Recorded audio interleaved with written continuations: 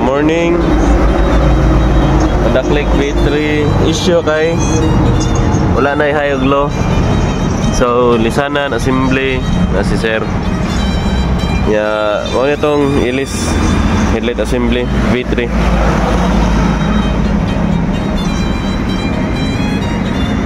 Okay. So toto sa tatangon para may lisan. Sige. Ato sa check for ilisan. So na siya ang kuwante naihayog low ang left side pero ang pikas wala na. Check na to, ihay na to. So dara. So murag ko ano? Murag R3 nga ang pikas rin mugsiga ba. Pero damage na siya. Ilisanan lang yung assembly kay kupa na naman yung board ni. So na siya ihayog low sa left side pero sa pikas wala. Sige, ilisa na to assembly. Update. Sukusog bangga bao good. Kabuak. Okay, atong tangtangon niya ato ni straight. Okay, balik na. So, update. Mauni ang kon.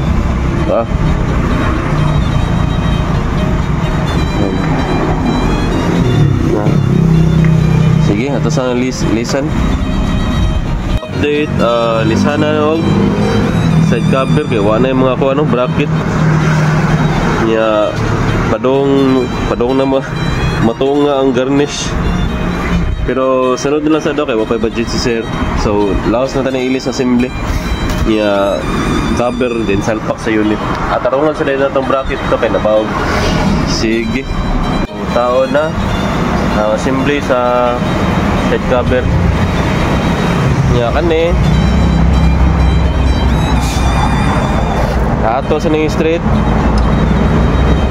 Ato gamita ginani ay. Sige. Okay, bawag kayo. Okay, update na balik. Straight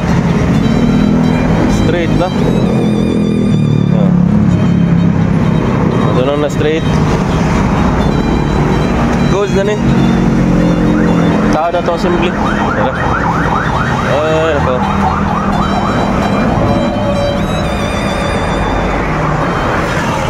Tao na itong assembly sa unit. Sige. Tao na. Ato lang butang front cover. Straight na po ni. Okay. Straight. Tao na ito tanan. Pandara na busing. Okay. Na-park light. Na-low, high daw. Daog. Signal. Because okay, so mao na to, pasa na lang phone kung na-budget si bossing sa side cover o kaning garnish. Okay, mao na to. Peace out. Sa katong wala day katultol sa mong shop. Dira dapita crossing Dr. Oy. Skywalk sa Salazar. Nara mo shop dire kani. Magbutang pa og tarpaulin dira. Mao na mo shop tapat sa one stop shop. At bang sa Helpmate. Kani Helpmate nga building. At bang rani. So sa kung wala mo katultol, mao na mo landmark. Okay. Peace out.